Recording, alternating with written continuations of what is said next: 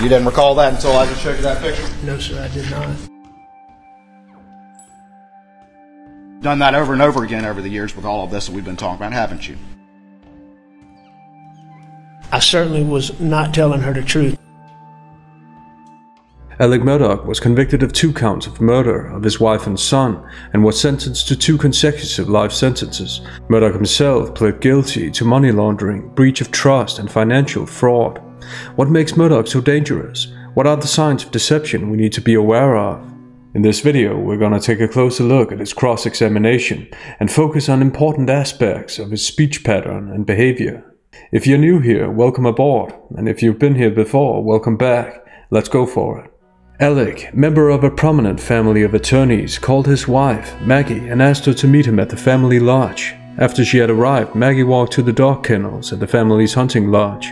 It was at these kennels that Alec called the police and said he had discovered the bodies of his wife and son, Paul, who by the way was accused of driving a boat into a bridge while drunk, which left the passenger, Mallory Beach, a 19-year-old college student, fatally injured. Cell phone data placed Alec at the scene before their deaths, which he had tried to deny. When his lie was exposed, he claimed he had lied because he didn't trust Sled.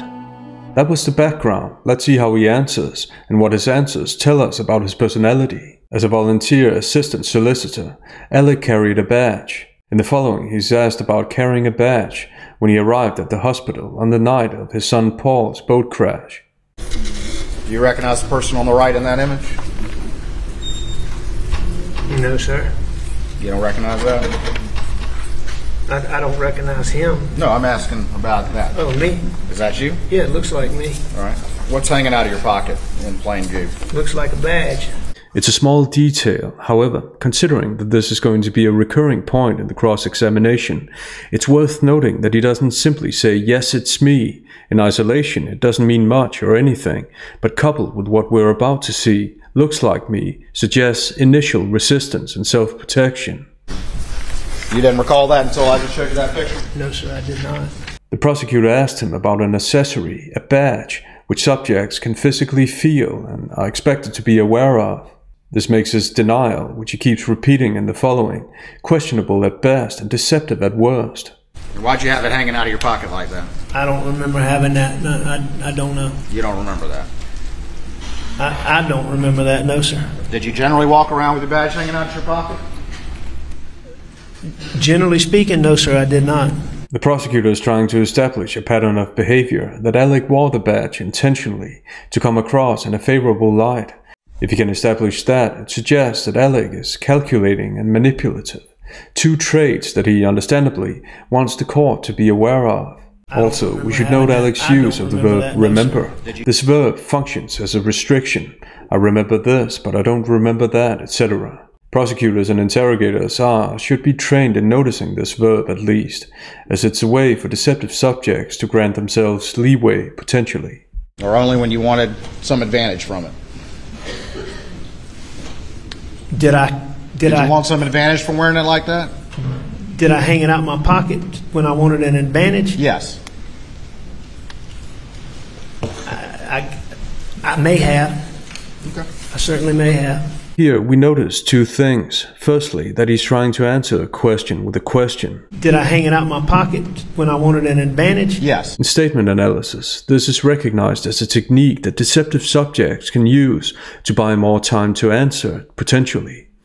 The fact that he doesn't simply say no and hesitates suggests that the question is sensitive to him. Secondly, he says may have, which is unreliable as subjects are expected to remember their intentions. He's not being asked if he had 3 or 4 potatoes for dinner, which would be difficult for everyone to remember. He's being asked about his intentions. People are expected to remember their intentions, and the adverb certainly more than suggests that he knows he wore the badge deliberately that night. However, he doesn't just say it, which points to the reluctance and resistance that form a pattern in this cross-examination. What advantage did you want? When? Then. The prosecutor's intonation lets the court know that it's strange he needs to clarify a simple question. Then. Next, things are about to get revealing. I don't even recall this, Mr. Waters, but if I was wanting some advantage, as you say it, I guess, and I don't remember this, but I guess I would want, as I said, a badge has a warming effect with other law enforcement. And so if I was seeking any advantage, as you say, then I guess that would be what it was. The prosecutor got what he wanted. He's now established that Alec is able to think in a calculating way. This, coupled with Alec's hesitation and stalling, and the fact that Alec doesn't deny the advantage part of the prosecutor's question, more than indicates that 1. He does remember wearing the badge, unlike what he claims, and 2. He wore the badge for the warming effect he knew it would have. All the prosecutor had to do was ask simple questions. Alec does the rest of the work in making his answers seem unreliable. I was repeatedly trying to sit down with y'all. The reality is, Mr. Murdaugh, is the reason why no one's ever heard that before is because you had to sit in this courtroom and hear your family and your friends, one after the other, come in and testify that you were on that kennel video. So you, like you've done so many times over the course of your life, had to back up and make a new story that kind of fit with the facts that can't be denied. You've done that over and over again over the years with all of this that we've been talking about, haven't you? I've done what over and over again? The second that you're confronted with facts that you can't deny, you immediately come up with a new lie. Isn't that correct? Mr. Waters, have we established I have lied many times, but I can't sit here and tell you that, what are you talking about, facts that I can't deny? That I would disagree with that proposition that you're putting out, that was what I did all the time. But in doing that, I admit again that I've lied to people that trusted me.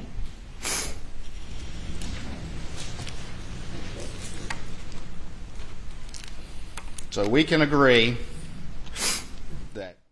Here, it's interesting to note the linguistic self-protection. He admits that he's lied, which means that the crux of the matter isn't the semantic difference between saying that he's lied many times or lied all the time, but Alec makes it look like it is. And as a side note, the prosecutor didn't say all the time, but over and over again. Alec introduced the words all the time.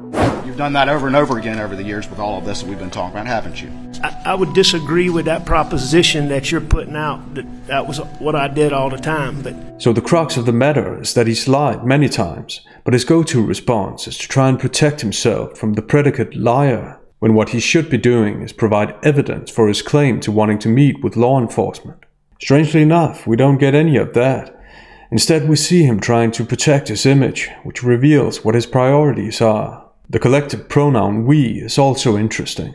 Mr. Waters, have we established I have lied many times, but... Along with his many repetitions of the prosecutor's last name, which imitates closeness, he makes it sound like a collaborative effort, as if he's looking at himself from the outside, as if he isn't the one they're talking about. This should be noted as possible or likely manipulation, especially when coupled with the fact that his facial expressions don't match this politeness and calm he deliberately exhibits. Because as we see, he has a hard time controlling his facial expressions that suggest a mixture of pressure and anger. All this talk about lying is obviously sensitive to him, as further indicated by his snorting. And finally, it should be noted that his admission here isn't honest and brave at all. He admits this because he was caught, not because his conscience dictated it. Also, stating the obvious that he's lied to people who've trusted him has nothing to do with the topic at hand. The topic has to do with the fact that he comes up with new stories all the time, and that he wanted to meet with law enforcement. Stating the obvious, however, buys him more time and can make it look like he's genuinely remorseful and honest. Notice the hesitation, foreshadowing a calculating answer. Would you concede with me that not all of this money was going to pills at this point in time? No. All this stolen money? No, I doubt that it was. Okay. There's nothing to doubt. Everybody knows you don't spend so much money on pills, but more importantly, subjects are obviously expected to know that. So the fact that he tries to protect himself by saying he doubts that it was speaks volumes about the resistance and reluctance to give potentially compromising answers. Alec is a man with a lot to hide. His own language reveals as much. All the prosecutor has to do is ask simple questions. And it was being used to support your wealthy lifestyle. Well, I haven't looked at all these documents to know exactly what was being spent where. No one's asking him to document what was being spent where. Again, he's trying to make a thing that isn't the crux of the matter, the crux of the matter. What matters is that he stole money, so if it wasn't all going to pills, which it obviously wasn't, it went to support his lifestyle. So time and time again, we see that he tries to protect his image, whatever image is left after this manipulative question dodging.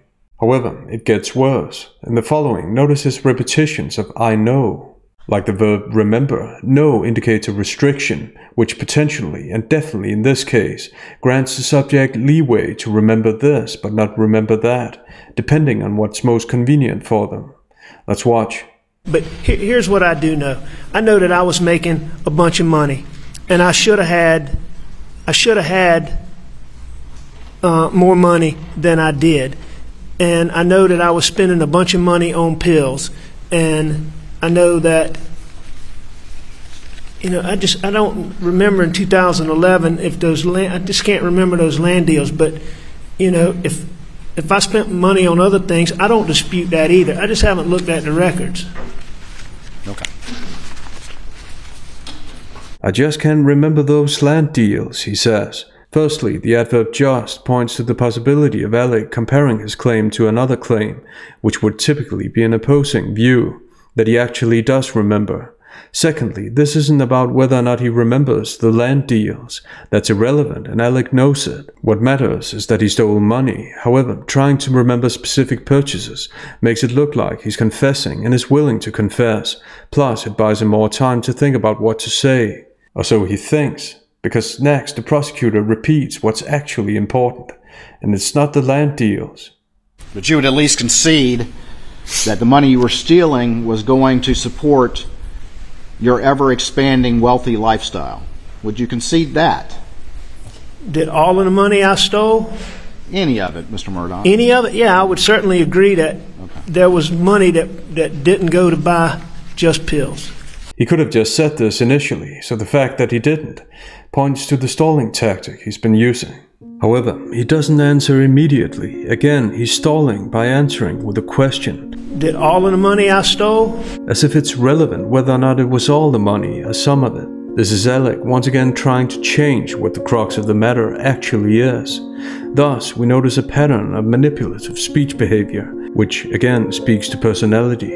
In that regard, it's worth noting how he phrases it. There was money that didn't go to buy just pills.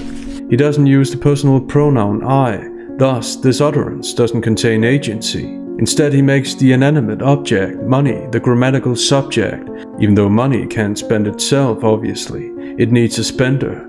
This is distancing language, which is in alignment with the self-protective language we've seen. Next, the conversations about one of the clients Alec stole money from.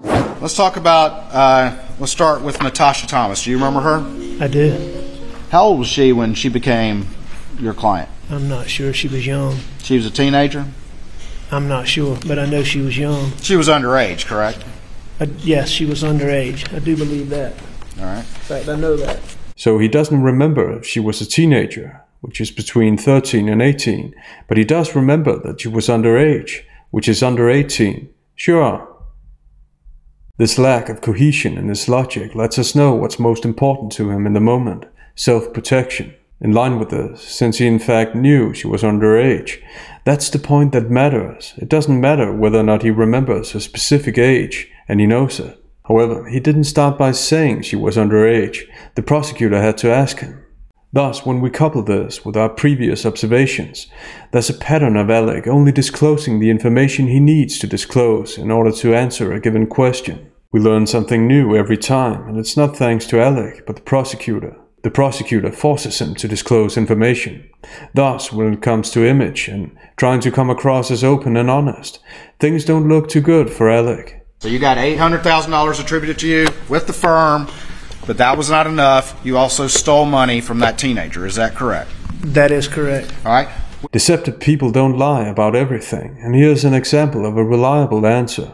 Of course, the answer is obvious, and it's a rhetorical question. However, we see that a reliable answer is short, to the point, and devoid of evasions, unlike when he gives unreliable and/or manipulative answers. Next, the prosecutor keeps establishing patterns of behavior that expose Alec's lack of empathy. Let's watch. You would sit down with them across the table and go through these documents, correct? If that would not be abnormal, yes, sir. All right. And then you would explain to them what was going on and how they were getting everything they were entitled to, correct? If I was the one doing it, yes, sir. And you would look them in the eye while you did that, correct? It wouldn't be unusual for me to look them in the eye. While you were doing some fast talking to a teenager, correct? I certainly was not telling her the truth. I don't know if I was talking fast or slow, but I wasn't telling the truth. First of all, he doesn't say it was normal, but that it wasn't abnormal. In other words, he's phrasing his answer in the negative. Answering in the negative points to not only hesitation, but also reluctance, and very likely because the question calls for details about the extent to which he lied to them. Secondly, he self-protectively says, if I was the one doing it, as if this modification makes any difference. If he did it once, it's bad enough. Thirdly, when he repeats that it wouldn't be unusual for him to look them in the eye, he's starting to sound and look irritated, another indication of reluctance, as all of this affects the image he tries to uphold. Finally, the primary meaning of fast talking is to persuade by deceptive or tricky talk, but Alec tries to make the primary meaning of the word about the speed with which he spoke. This way, his sole focus on self-protection is starting to get unintentionally funny, and his tactics don't get any less obvious by the fact that he says he wasn't telling her the truth. He avoids saying that he lied, which is a more direct and honest verb for what he was doing. I certainly was not telling her the truth. Alec shows alarming personality traits. He's been able to behave in a transgressive fashion for a long time, without considering the well-being of other people. This makes him unreliable and definitely the kind of person that would be fit for a crime such as the one he was convicted of. I hope you found the video useful. Thanks for tuning in.